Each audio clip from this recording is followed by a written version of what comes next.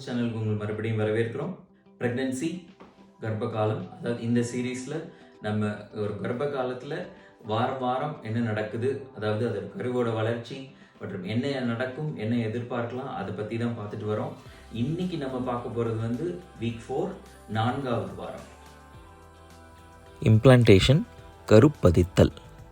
கருவானது Fallopian டியூப்லேருந்து uterus கர்ப்பப்பைக்கு வருது.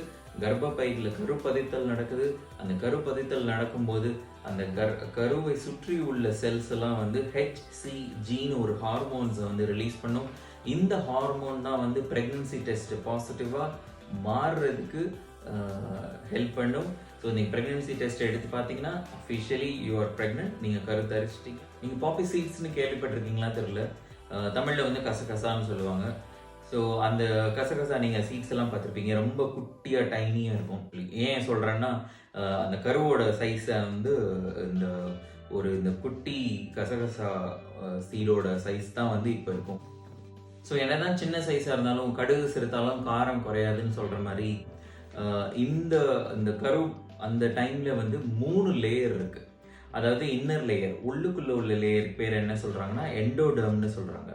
இந்த endoderm layer எதுக்கு இது டைஜஸ்டிவ் செல்ஸ் மற்றும் லிவர், பேங்க்ரியாஸ், பிளாடர் மற்றும் தைராய்டு. ஸோ இந்த செல்ஸ் எல்லாம் இந்த இன்னர் லேயர், அதாவது எண்டோடர்ம்னு சொல்கிற செல்ஸ் தான் ரெஸ்பான்சிபிள். மிடில் லேயர், அதாவது நடுவில் உள்ள லேயர் மீசோடர்ம்.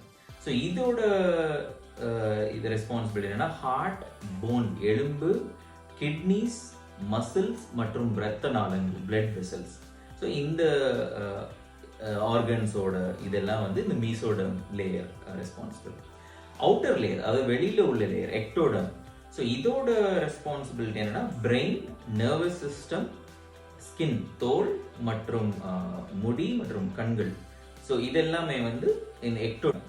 இந்த 3 லேயர்ஸ் தான் வைட்டல், அதாவது ஒரு கருவோட வளர்ச்சி, அதாவது ஒரு கருவோட வளர்ச்சிக்கு வைட்டலான ஆர்கன்ஸ் இதெல்லாமே ஃபார்ம் ஆகிடும் இந்த வீக் 4லே. இந்த வீடியோ உங்களுக்கு கண்டிப்பாக உபயோகமாக இருக்கும்னு எதிர்பார்க்குறேன்.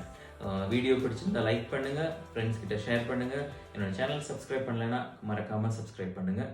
நன்றி, வணக்கம்.